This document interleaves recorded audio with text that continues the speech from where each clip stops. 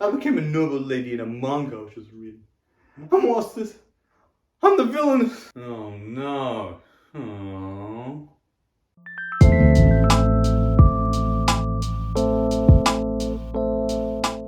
Being a fan of the isekai genre, it's kind of obvious that once an idea for a manhwa, manga, or anything else becomes popular, there are going to be duplicates. Not all of these duplicates are going to be any good. The only way to separate them is to engage with it, or have someone else do that tedious process for you. I'm also a fan of the shoujo category, and when I found out that both these themes could overlap, boy, I walked right in.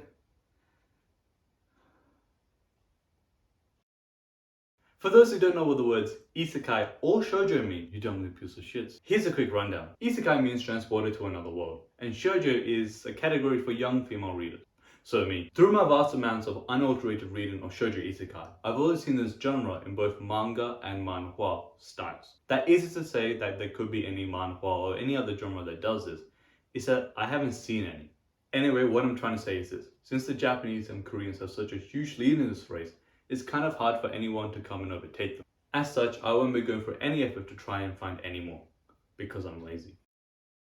Manhwa is very much different to manga because it's spelled different. Has color, and the entire thing is in Korean. It also has this particular vibe to it. Korean shoujo isekai fall into two distinct categories.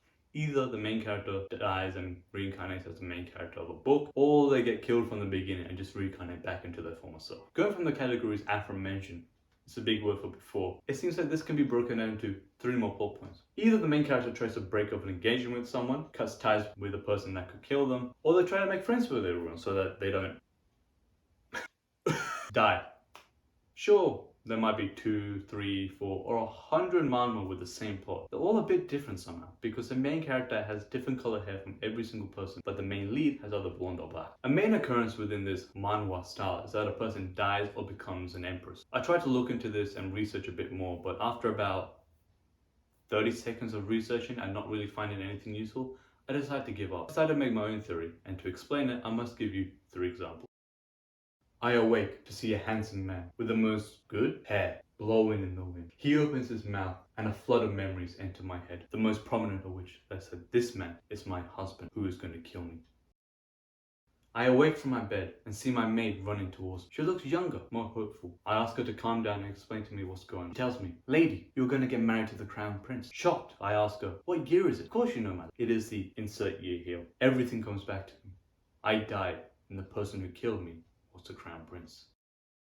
I awake and I find out that I'm the villainess in a book I used to read. I also remember in the next 5 years I'm going to be married to the crown prince, who by then would have already fallen for the main lead. Why would I want someone like that for my partner? I might as well marry the stoic Jew who never has any feelings for love whatsoever. They do not like me. I don't know what to do. Just help me. With the examples I've given, you could group together most or even all shoujo isekai, and if you're willing, even make your own. Make the main character just wake up and have a flood of memories overcome them. Make the main lead have black or blonde hair, be either the emperor, the duke, or the crown prince. They must smirk a lot and find complete pleasure in completely ignoring the main character. That is, until they act differently from how they used to act, or because they done goof. After that, it's just cat and mouse chase between the emperor, duke, or crown prince, all the side characters, and the completely oblivious main character who never takes any romantic hint seriously. You might think, damn, these are such generic plots. I've read so many manhwa like this. Who in their right mind would read something so boring, unoriginal, bland, and repetitive? Shut up. For manga, not manhwa, there are similarities with manhwa as the main character wants to avoid major death. Whoa there, partner. That's a new term I just said. And I don't know, you gotta know what that term means. A death flag basically hints that a person is going to die soon because of something they said or because they done goof. Now that's out of the way, let's get back onto what I was talking about before. What was I talking about before? From what I gather, the Japanese also dwell into otome. An otome game is, and this is from Google, a story-based video game that is targeted towards women. I haven't played any otome games except from this one, the JoJo otome game, which is unlicensed.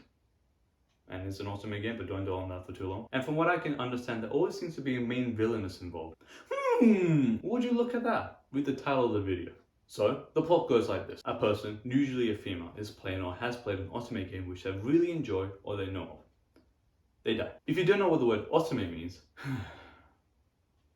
They get isekai. Who would have guessed? I didn't. I knew from the beginning. I didn't have to guess. I knew from the... Listen, They become the main villainess of the game, or a minor character who interacts with the main villain. By using their immense gamer knowledge about the otome game, they get to know the people within the game as people, while completely unaware that they're making harm. If not, they die a lonely death when no one interacts with them because they push people away and believe others do not get to try and know them for who they are and what kind of things like when it's really just their own fault.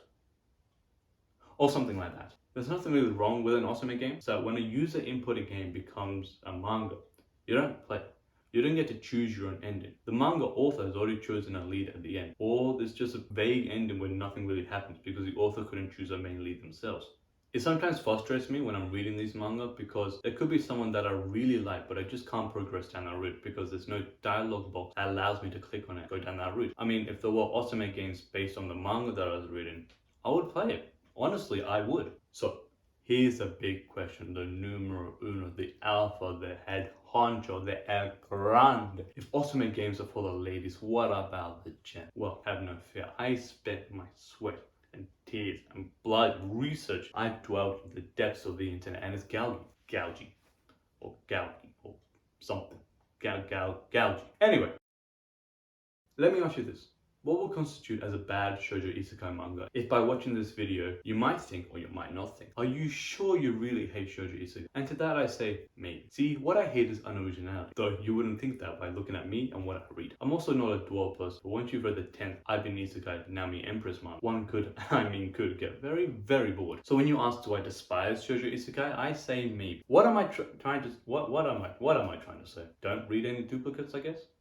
Well, now that the bad ones are out of the way, here's some recommendations which I don't encourage that you read and enjoy, but rather you enjoy and read. Beware of the Villainess is a good manga and it's also finished because I took too long to make this video.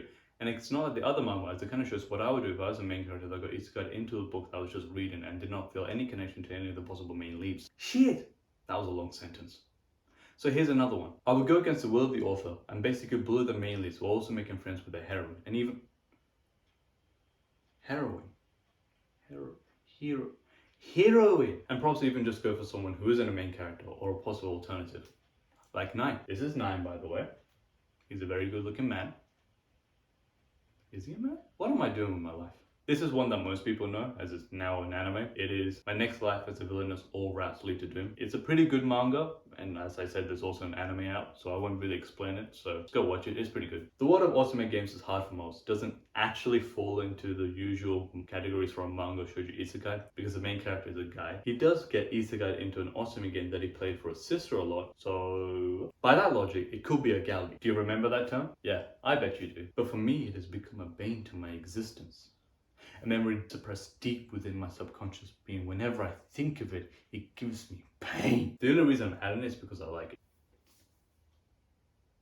Hi, I'm just waiting for another recommendation to just, pop into my head. But it's not like there's only so few good shoujo isekai. No. It's just I can't think of many good shoujo isekai. Wait a minute. I just thought of one.